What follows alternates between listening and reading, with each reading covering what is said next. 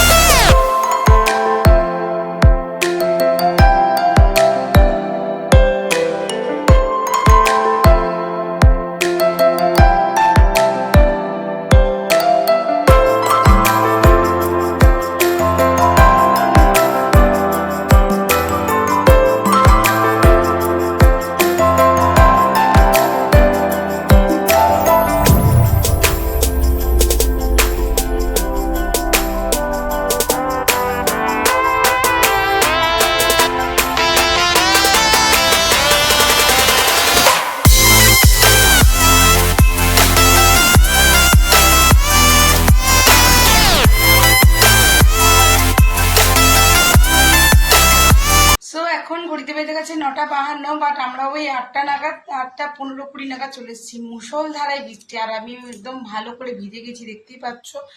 দিয়ে এসে আমি নিজের জন্য 4টে রুটি করে নিয়েছি, না 4টে না 6টা রুটি করেছি, মা 2টো খেয়েছে। আমার আন্নুনা রুটি মা খেয়ে নিয়েছে আমার সঙ্গে। আর ওরা বলে যে রুটি খাবো না, ওরাও খুবই ভিজে গেছে। মা আবার মিঠিকে রেনকোট পরিয়ে দিয়েছিল। তো যাই হোক, মাথাটা ভেজে নিই, বাকি জামাটা মাথা সবই ধরো ভিজে গেছে। দিয়ে পরে এখন বানাচ্ছি আমি চাউমিন, আর ওদের জন্য একটু এগ চাউমিন বানাবো। চিকেন তো শেষ হয়ে গেছে, আর ওবেলাকার মাছ ছিল, মা 1 পিস মাছ দিয়ে ভাত রুটি 2 খেয়ে নিয়েছে, আর 1 পিস ব্যাটার জন্য মাছ পড়ে আছে। তো যাই হোক, এখন করছি আমি যেটা, সেটা হলো এগ চাউমিন। একটু স্পাইসি করে করবো, কেননা বৃষ্টিতে ভিজে ভিজে এসছে তো ভালো লাগবে, সেটাই আর কি। তোমাদের সঙ্গে আপডেট দেওয়া হয়নি। এসে আমরা চরম ভিজে গেছিলাম, ভিজে টিজে সমস্ত জামা কাপড় কাদা লেগে গেছে, রাস্তায় পুরো কাদা কাদা অবস্থা। এসে ওয়াশিং মেশিনে সব জামা কাপড় আমি দিয়ে দিয়েছি, কাল সকালে ধোবো।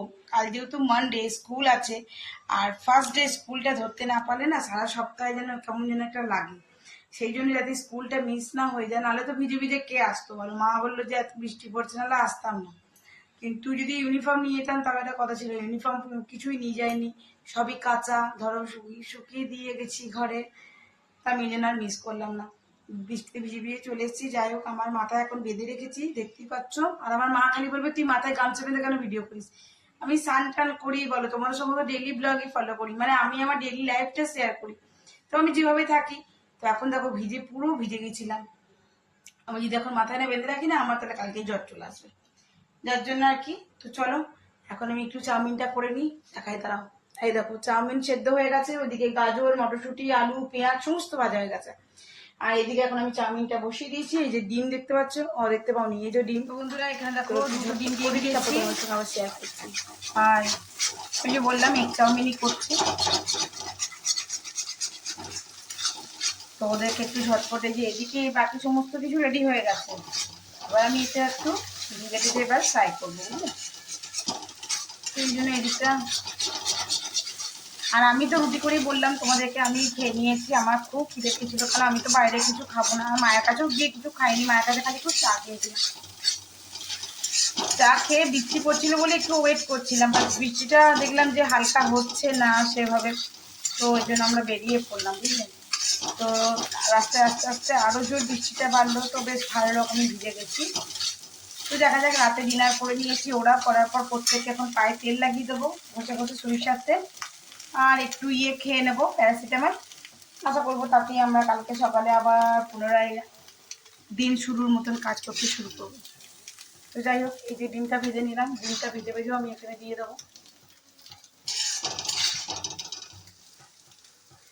যাই হোক, তোমরা কারা কারা এরকম করো। আমার শাশুড়িমা বলে রুটি করে দে, রুটি করে দিলেও রুটি করে দেওয়া যেত। ডিমের মাছের ঝোল ছিল আর ছিল, তো ডাল ছিল, তো বললো যে না আমি না মানুষের খাবার নিয়ে কিছু বলি না, যে যেটা খেতে চায়। হ্যাঁ, আমি কাউকে সব বাধা ফাধা দিই না, যেটা খাবি। রুটি করলেও আমি করে দেবো, আর চাউমিন করলেও আমি করে দেবো, আমার কাছে কোনো অসুবিধা নেই, এই হলো কথা। তো দেখতেই পাচ্ছ আমি এখানে ডিমগুলো ভেজে দিয়ে দিয়েছি, এবার আমি ঝটপট করে দিই, তারপর তোমাদের সঙ্গে শেয়ার করছি, ঠিক আছে। তো এদিকে আমার বেটি আর কর্তা মশাইয়ের জন্য 2 প্লেট চাউমিন একেবারে রেডি। আপনাদের চাই নাকি? তো বন্ধুরা একেবারে দেখো রেডি হয়ে গেছে আমার রাতের এগ চাউমিন। কেমন লাগছে, দোকানের মতন হয়েছে কিনা অবশ্যই জানিও আমাকে সেটা।